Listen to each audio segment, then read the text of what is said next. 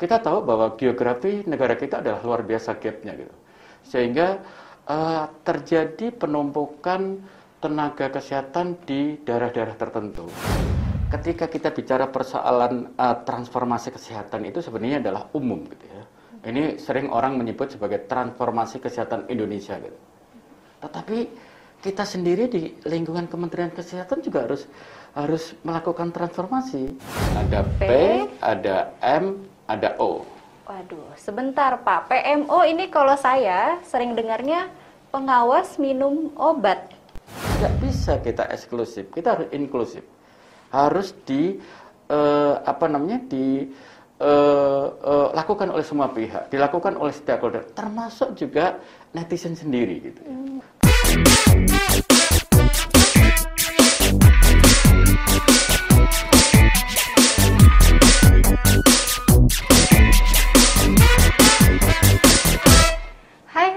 Kementerian Kesehatan Podcast kembali hadir menemani Anda semua bersama saya Andini.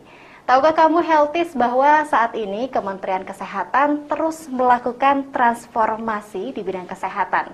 Lantas apa sajakah Healthies perubahan yang saat ini sedang dilakukan? Kita akan ngobrol-ngobrol untuk mengupas langsung di dalam tema berubah lebih baik. Kenapa tidak? Bersama dengan Bapak Dr. Sundoyo, SH MKM Mhum, yang telah hadir di studio kami selaku Kepala Biro Organisasi dan Sumber Daya Manusia. Saya sapa terlebih dahulu. Halo Bapak, kabar sehat? Alhamdulillah sehat. Saya panggilnya apa nih Pak, biar lebih akrab obrolan kita?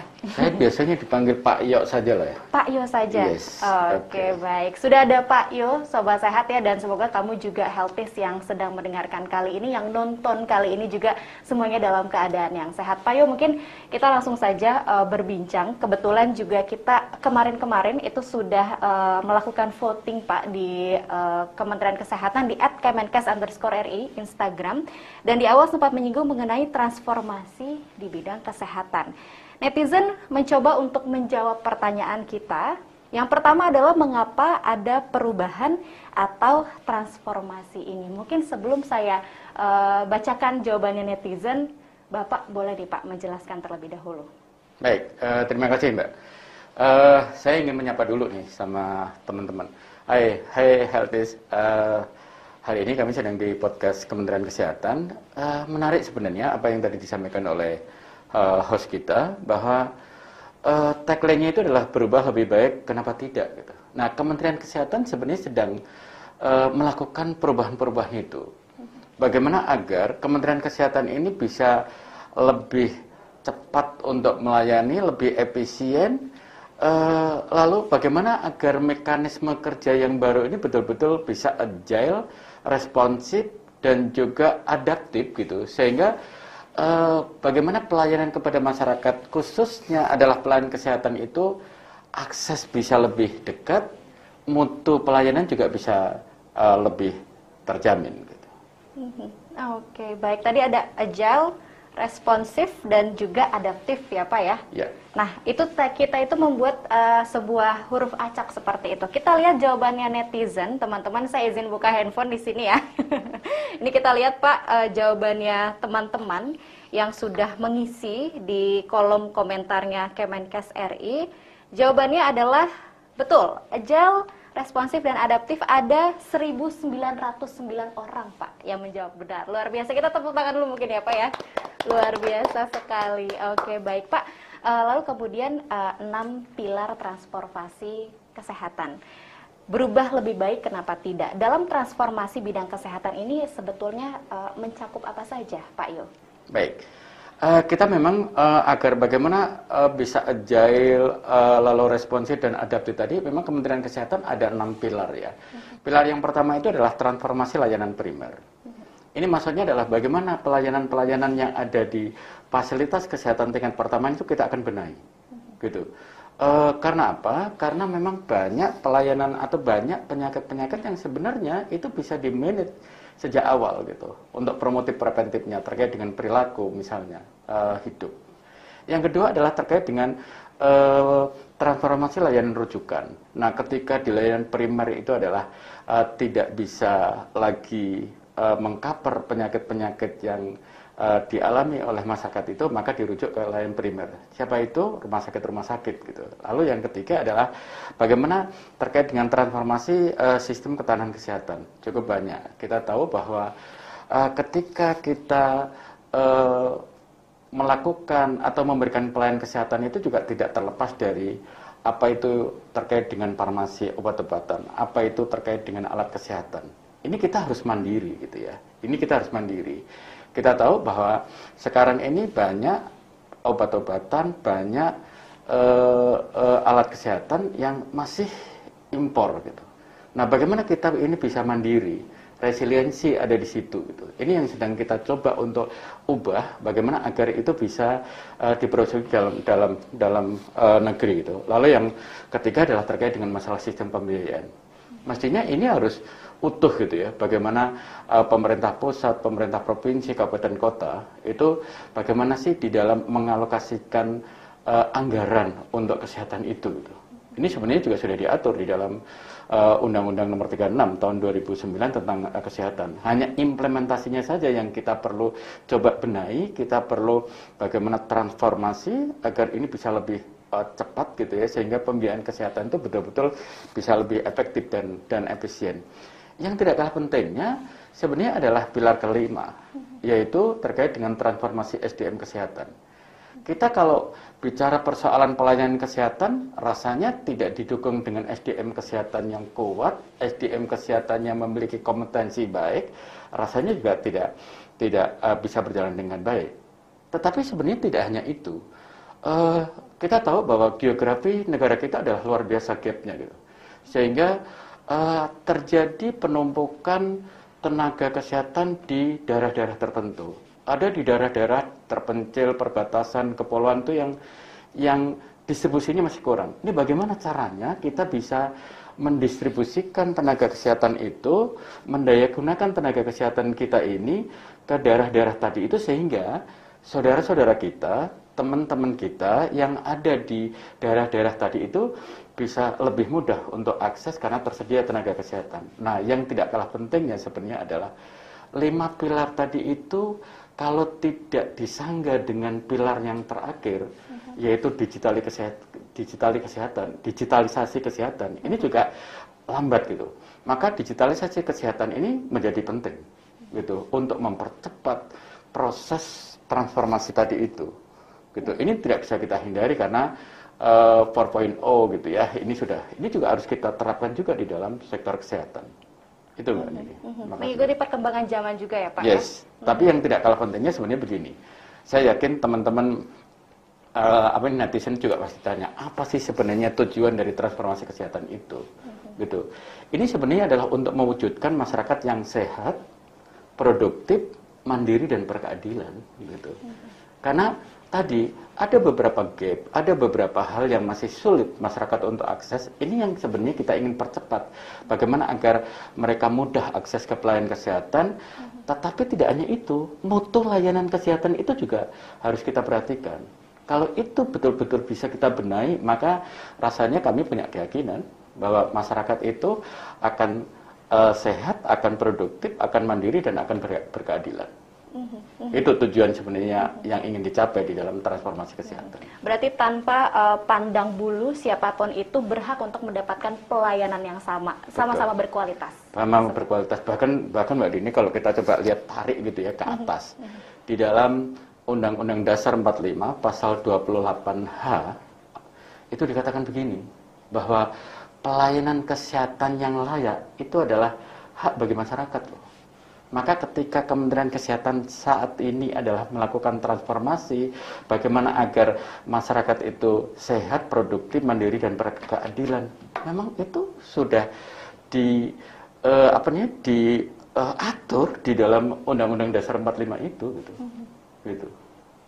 Ya. Oke, baik. Jadi seperti pilar ya Pak ya, kalau dalam bangunan itu fondasinya harus kuat. Semoga 6 pilar ini juga memang nanti bisa memberikan kualitas yang baik juga dan akan berpengaruh baik untuk masyarakat semuanya. Yes, betul. Oke, baik. Jadi ada 6 pilar ya, Pak Yo, dan kita juga sempat bertanya, ini Pak Yo bersama dengan netizen kita, healthy semuanya, dan ada 1.100 orang yang menjawab Jawabannya benar, 6 pilar Pak Yo. Tapi sayangnya yang salah ini ada 2.000 orang. Berarti lebih banyak dibandingkan jawaban yang benar. Tapi tidak apa-apa, setelah tadi Pak Yo sudah menjelaskan ternyata ada 6 pilar, semoga juga memang kita bisa sama-sama menjadi salah satu catatan untuk kita semua gitu ya. Kita sebagai masyarakat juga punya tugas yang sama seperti itu ya Pak ya? Ya. Oke, baik. Kemudian Pak, perubahan dari sisi internal Kementerian Kesehatan. Seperti apa Pak gambarannya? Ya, terima kasih Mbak Nini. Ini memang penting. Kenapa? Ketika kita bicara persoalan transformasi kesehatan itu sebenarnya adalah umum gitu ya. Ini sering orang menyebut sebagai transformasi kesehatan Indonesia gitu. Tetapi kita sendiri di lingkungan Kementerian Kesehatan juga harus melakukan transformasi. Itu yang sering kita sebut sebagai transformasi internal. Paling tidak ada 5 hal yang harus kita lakukan bagaimana agar transformasi kesehatan Indonesia tadi itu bisa berjalan dengan baik. Yang pertama adalah terkait dengan masalah persoalan sumber daya manusia. Kita harus berubah. Kita harus berubah. Bagaimana kita melayani, bagaimana kita membuat kebijakan, bagaimana kita bekerja, itu harus tepat. Karena memang ini kita ditunggu oleh masyarakat, dituntut oleh masyarakat agar bisa mendapatkan pelayanan dengan baik. Karena kita ini adalah memang melayani gitu. Itu yang pertama. Yang kedua adalah terkait dengan masalah penganggaran. Kita harus tetap berprinsip pada bagaimana kita menggunakan anggaran itu efektif dan efisien. Efektif dan efisien, tetapi hal-hal yang akan kita capai itu harus tetap tercapai gitu. Nggak zaman lagi yang namanya kita menganggarkan ini itu supaya kita bisa jalan-jalan, bisa enggak gitu. Karena apa? Kita bekerja di dalam gedung, kita bekerja di belakang meja, itu kita bisa dengan teknologi yang ada, sarana prasarana yang ada, itu kita bisa handle semua di situ gitu. Sehingga bagaimana itu kita bisa memanfaatkan anggaran secara efektif dan efisien. Yang ketiga adalah terkait dengan persoalan organisasi. Kita sudah melakukan perubahan organisasi melalui peraturan Presiden nomor 18 tentang organisasi Kementerian Kesehatan. Lalu itu kita jabarkan sedikit lebih teknis lagi melalui peraturan Menteri Kesehatan nomor 5 tahun 2022 tentang organisasi dan tata kerja Kementerian Kesehatan. Kalau dilihat dari perubahannya, organisasi yang sebelumnya sangat berubah jauh. Ada beberapa satker ya, satuan kerja setingkat eselon 2 itu yang kita gabung gitu. Ada kita munculkan satu satker baru dan segala macam. Ini tujuannya adalah bagaimana agar transformasi kesehatan ini betul-betul bisa dilaksanakan secara cepat. Karena ini memang sudah ditunggu di masyarakat gitu. Ini sudah kita coba lakukan gitu ya.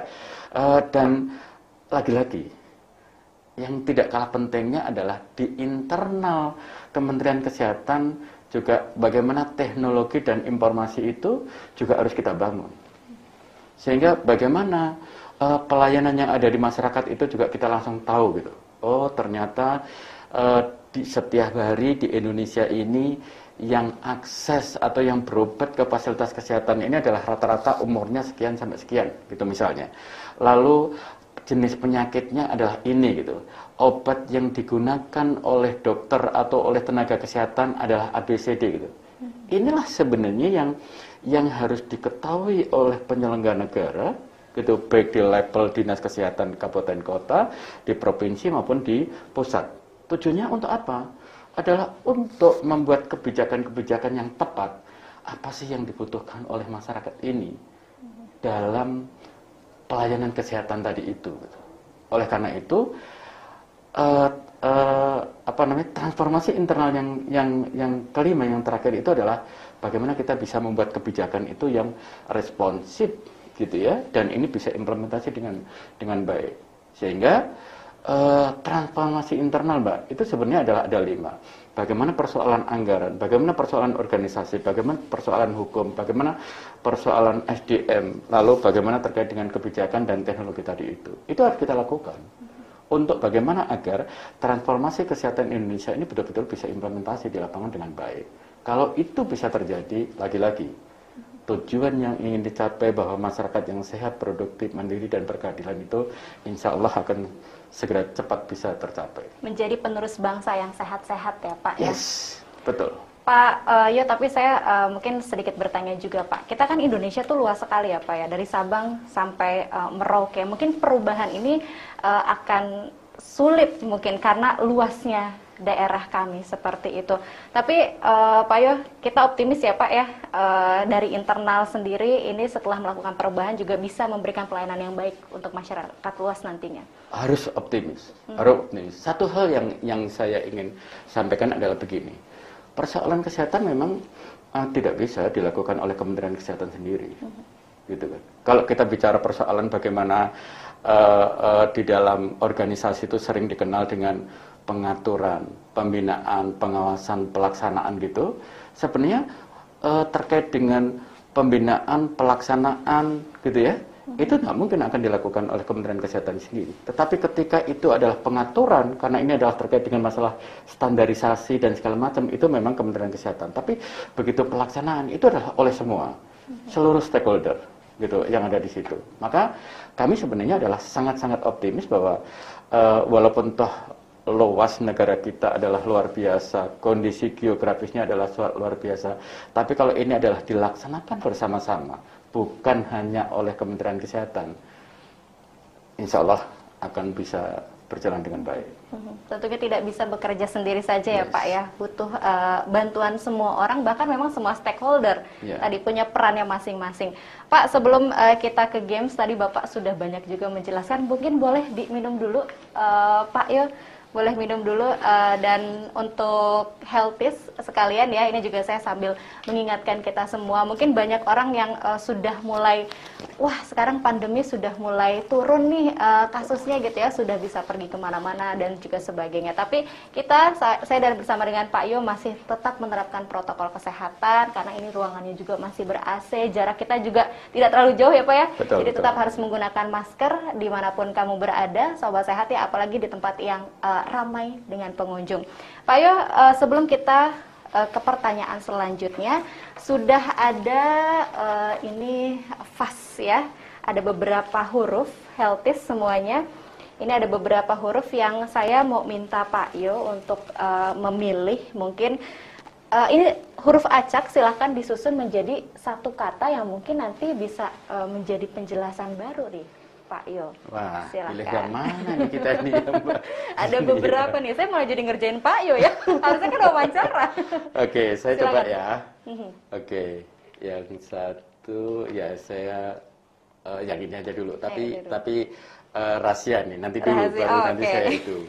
Yang dua saya mau memilih huruf ini. Oke. Yang ketiga saya mau pilih huruf ini. Ada 3 huruf. Oke. Boleh perlihatkan di kamera mungkin Pak. Yang pertama saya ingin nunjukkan ke teman-teman healthies ini. Ya, yang kedua adalah saya ingin menunjukkan yang ini, huruf F. Yang ketiga saya ingin menunjukkan huruf O. Sehingga kalau ini adalah disusun, itu begini nih Mbak. Ada P, ada M, ada O. Waduh, sebentar Pak. PMO ini kalau saya sering dengarnya pengawas minum obat. Nah, ini apakah yang akan dijelaskan betul demikian atau ada apa nih Pak Yo?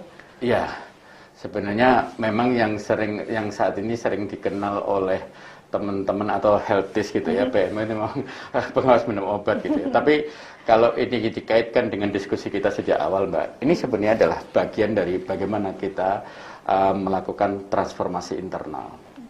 Tadi yang saya sampaikan bahwa di dalam Kementerian Kesehatan ini ada organisasi dan tata kerja yang diatur dengan Peraturan Presiden nomor 18, diatur dengan Peraturan Menteri Kesehatan nomor 5 tahun 2022. Tetapi karena kita ingin percepatan gitu ya, percepatan di dalam melakukan transformasi ini, bagaimana untuk mendorong agar transformasi itu segera bisa berjalan dengan baik. Maka ada PMO gitu ya, ada tim kerja gitu. Apa sih sebenarnya PMO dan tim kerja ini? Bukan pengawasan minum obat gitu ya. Tetapi PMO ini sebenarnya adalah dia tugasnya secara umum adalah untuk memastikan bahwa bagaimana kerja teman-teman yang ada di satuan kerja tadi itu betul-betul bisa berjalan dengan baik gitu ya. indikator kinerjanya itu betul-betul bisa tercapai. Kalau IKK-nya bisa tercapai, maka dia akan bisa mendorong juga agar indikator programnya itu juga bisa tercapai. Nah, itu PMO. Dia harus bisa memastikan, benar nggak sih, misalnya satu contoh begini. Ini kan ada PMO yang di tingkat kementerian, ya kan? Ini di bawah kendali langsung Pak Menteri. Itu harus bisa melihat itu. Benar nggak sih kerja-kerja para eselon 1 gitu, atau para unit eselon 1 itu adalah betul-betul on the track.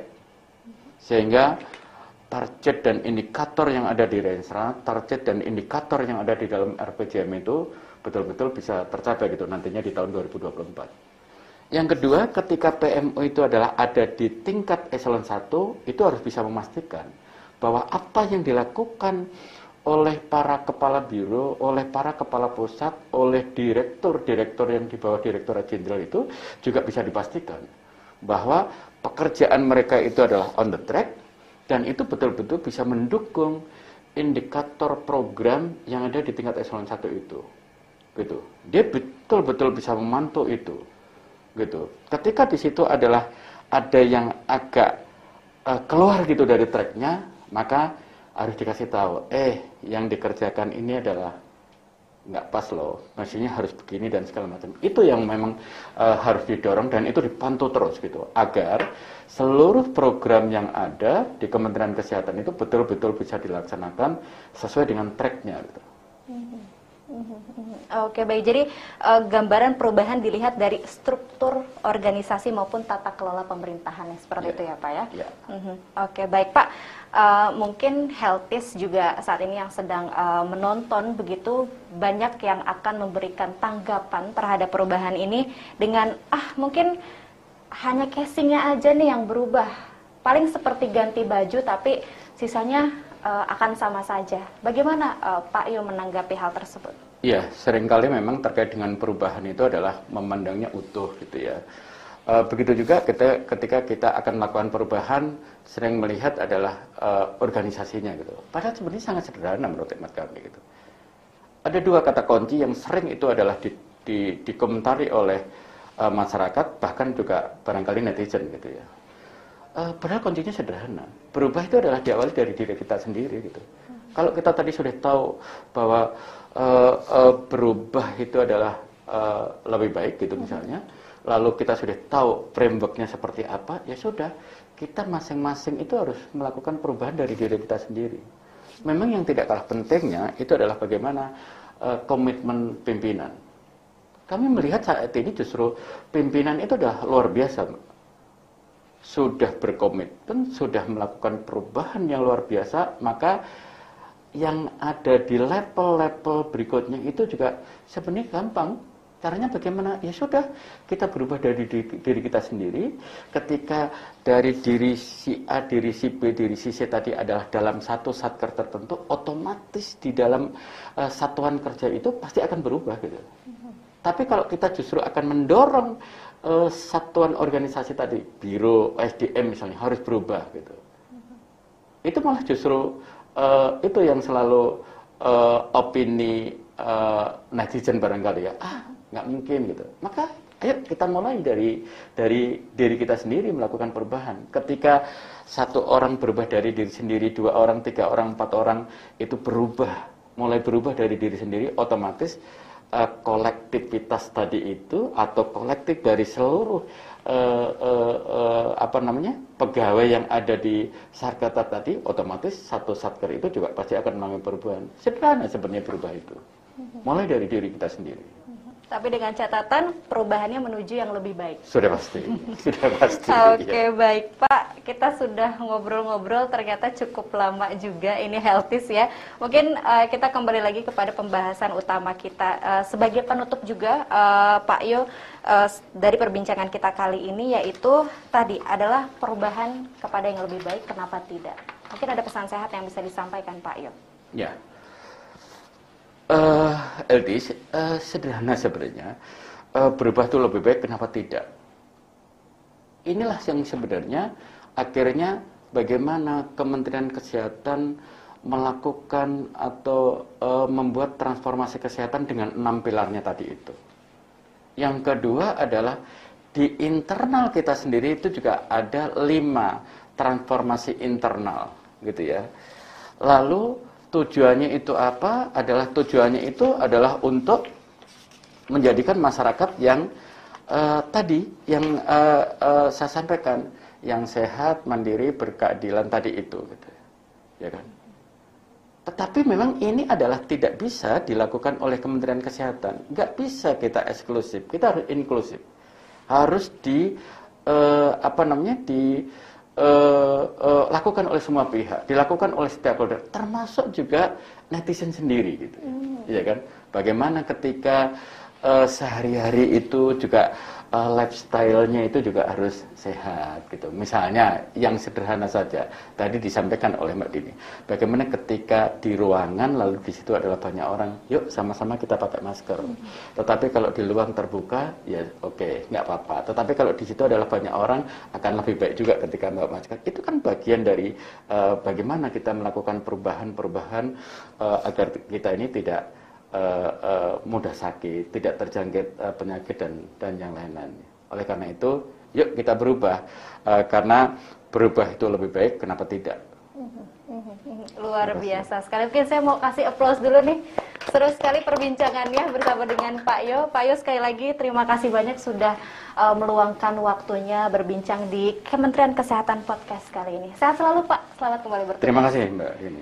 Oke, baik. Dan untuk Healthies yang ingin mendapatkan informasi seputar kesehatan, Anda bisa menghubungi di Halo Kemenkes di 15567 dan juga di website kami www.sehatnegriku.kemkes.go.id serta bisa mention juga di Twitter @kemenkesri atau dengarkan radiokesehatan.kemkes.go.id.